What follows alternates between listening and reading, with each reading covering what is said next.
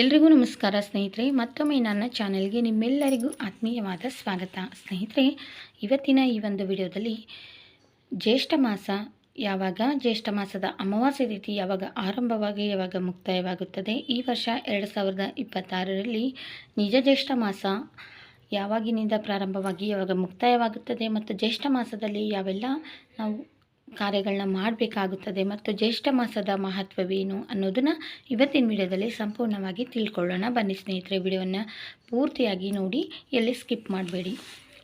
ಸ್ನೇಹಿತರೆ, ನಿಮ್ಮೆಲ್ರಿಗೂ ಗೊತ್ತಿರೋ ಹಾಗೆ ಈ ವರ್ಷ ನಮಗೆ ಅಧಿಕ ಮಾಸ ಬಂದಿತ್ತು. ಹಾಗಾಗಿ ಇಷ್ಟು ದಿವಸ ನಾವು ಅಧಿಕ ಜ್ಯೇಷ್ಠ ಅಂತ ಆಚರಣೆ ಮಾಡಿದ್ವಿ. ಆದರೆ ಇದೇ ಜೂನ್ 2026 ಜೂನು 15ನೇ ತಾರೀಕು ಸೋಮವಾರದಿಂದ ನಮಗೆ ನಿಜ ಜ್ಯೇಷ್ಠ ಮಾಸ ಅನ್ನೋದು ಪ್ರಾರಂಭವಾಗುತ್ತದೆ. ಈ ನಿಜ ಜ್ಯೇಷ್ಠ ಮಾಸ ನಮಗೆ ಜುಲೈ 14ನೇ ತಾರೀಕಿನವರೆಗೂ ಇರುತ್ತದೆ ಸ್ನೇಹಿತರೆ.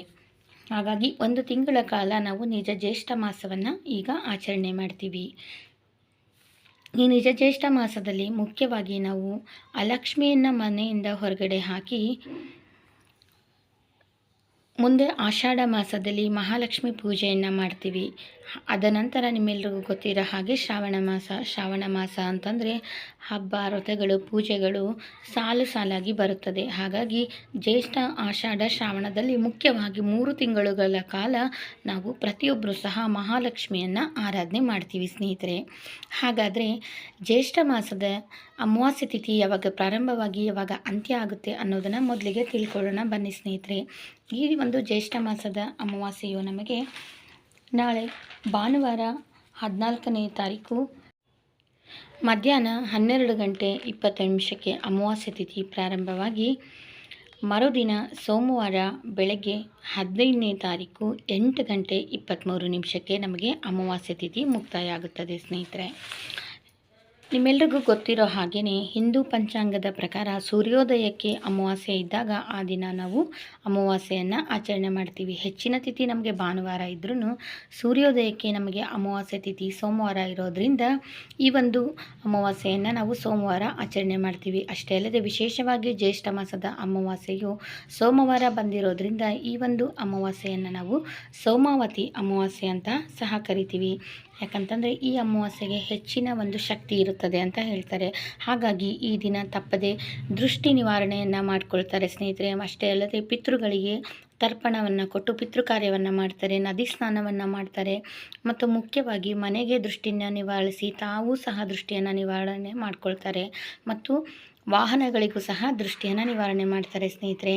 ಇನ್ನು ಆ ದಿನ ತಪ್ಪದೆ ಬೆಳಗ್ಗೆ ಬೇಗ ಎದ್ದು ಮನೆಯನ್ನೆಲ್ಲ ಕ್ಲೀನ್ ಮಾಡಿಕೊಂಡು ಸ್ನಾನವನ್ನು ಮಾಡಿಕೊಂಡು ಹಿಂದಿನ ದಿನವೇ ನಾವು ದೇವರ ಸಾಮಗ್ರಿಗಳನ್ನೆಲ್ಲ ತೊಳೆದು ಕ್ಲೀನ್ ಮಾಡಿ ಇಟ್ಕೊಂಡಿರ್ತೀವಿ. ಬೆಳಗ್ಗೆ ಬೇಗ ಎದ್ದು ಅಮಾವಾಸ್ಯೆ ದಿವಸ ನಾವು ಪೂಜೆಯನ್ನು ಮಾಡಬೇಕಾಗುತ್ತದೆ ಸ್ನೇಹಿತರೆ. ಇನ್ನು ವಿಶೇಷವಾಗಿ ಸೋಮವಾರ ಅಮಾವಾಸ್ಯೆ ಬಂದಿರೋದ್ರಿಂದ ದೃಷ್ಟಿಯನ್ನು ನಿವಾರಿಸ್ಕೊಳ್ಳೋದ್ರಿಂದ ತುಂಬಾ ಒಂದು ನಮ್ಮ ಕೆಟ್ಟ ದೃಷ್ಟಿ ಏನಿರುತ್ತಲ್ಲ ಎಲ್ಲ ನಿವಾರಣೆ ಆಗುತ್ತೆ ಅಂತ ಹೇಳ್ತಾರೆ.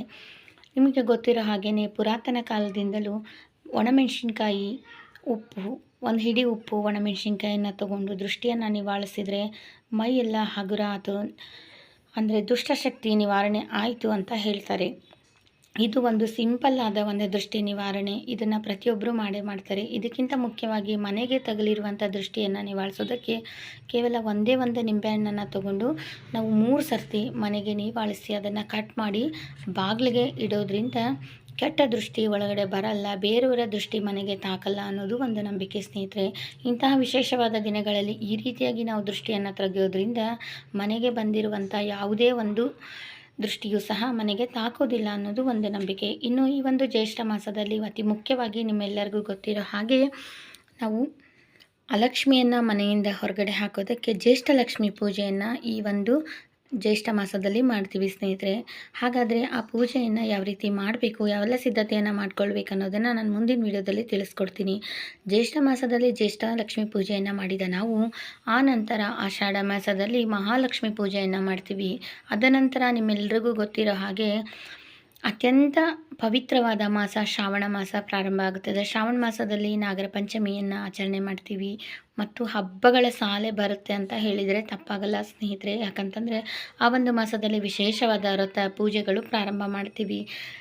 ನಿಮ್ಮೆಲ್ರಿಗೂ ಗೊತ್ತಿರೋ ಹಾಗೆ ಮುಖ್ಯವಾಗಿ ವರಮಹಾಲಕ್ಷ್ಮಿ ಪೂಜೆಯನ್ನು ಮಾಡ್ತೀವಿ. ಆನಂತರ ಶುಕ್ರಗೌರಿ ಪೂಜೆ, ಮಂಗಳಗೌರಿ ಪೂಜೆ ಮತ್ತು ಸೋಮವಾರದ ಶಿವನ ಪೂಜೆ. ಹೀಗಾಗಿ ವಿಶೇಷವಾದ ಒಂದು ಮಾಸ ಅಂತಂದರೆ ಶ್ರಾವಣ ಮಾಸ. ಹಾಗಾಗಿ ಜ್ಯೇಷ್ಠ, ಆಷಾಢ, ಶ್ರಾವಣ ಈ 3 ಮಾಸಗಳಲ್ಲಿ ನಾವು ಮಹಾಲಕ್ಷ್ಮಿಯನ್ನು ಆರಾಧನೆ ಮಾಡೋದ್ರಿಂದ ನಮ್ಮ ಮನೆತನದಲ್ಲಿರುವಂಥ ಎಂಥದ್ದೇ ದೋಷಗಳಿದ್ದರೂ, ಎಂಥದ್ದೇ ಸಂಕಷ್ಟಗಳಿದ್ದರೂ ಕಳೆಯುತ್ತದೆ ಅಂತ ಹೇಳ್ತಾರೆ ಸ್ನೇಹಿತರೆ. ಹಾಗಾಗಿ ಈ ವರ್ಷ ನಮಗೆ ಅಧಿಕ ಮಾಸ ಬಂದಿದ್ದರಿಂದ ಈ ಒಂದು ತಿಂಗಳನ್ನು ನಾವು ಅಧಿಕ ಜ್ಯೇಷ್ಠ ಅಂತ ಆಚರಣೆ ಮಾಡಿದ್ವಿ. ಆದರೆ ನಿಜ ಜ್ಯೇಷ್ಠ ನಮಗೆ ಈ ಒಂದು ಜೂನ್ 15ನೇ ತಾರೀಕಿನಿಂದ ಪ್ರಾರಂಭವಾಗಿ ಜುಲೈ 14ನೇ ತಾರೀಕುವರೆಗೂ ಇರುತ್ತೆ ಸ್ನೇಹಿತರೆ. ಈ ಮಾಸದಲ್ಲಿ ವಿಶೇಷವಾಗಿ ಮನೆಯಲ್ಲಿರುವಂಥ ಅಲಕ್ಷ್ಮಿಯನ್ನು ಹೊರಗಡೆ ಕಳಿಸೋದಕ್ಕೆ ಈ ಮಾಸದಲ್ಲಿ ಅಲಕ್ಷ್ಮಿ ಅಂದರೆ ಲಕ್ಷ್ಮಿಯ ಅಕ್ಕ ಆದಂಥ ಲಕ್ಷ್ಮಿಯನ್ನು ನಾವು ಈ ಒಂದು ಮಾಸದಲ್ಲಿ ಮೊದಲಿಗೆ ಪೂಜೆಯನ್ನು ಮಾಡಿ ಭಕ್ತಿ ಶ್ರದ್ಧೆಯಿಂದ ಆ ತಾಯಿಯನ್ನು ಹೊರಗಡೆ ಕಳಿಸಿ ಆ ನಂತರ ನಾವು ಮಹಾಲಕ್ಷ್ಮಿ ಪೂಜೆಯನ್ನು ಮಾಡ್ತೀವಿ ಸ್ನೇಹಿತರೆ.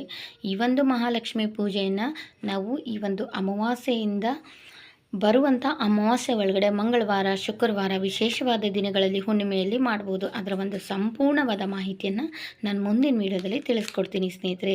ಆದಷ್ಟು ಈ ಮಾಹಿತಿ ನಿಮ್ಮೆಲ್ರಿಗೂ ಇಷ್ಟ ಆಗಿದ್ದರೆ ಎಲ್ರಿಗೂ ಈ ವಿಡಿಯೋನ ಶೇರ್ ಮಾಡಿ ಅಂತ ಹೇಳ್ತಾ ಮತ್ತೊಂದು ಒಳ್ಳೆಯ ಮಾಹಿತಿಯೊಂದಿಗೆ ಮತ್ತೆ ಸಿಗ್ತೀನಿ.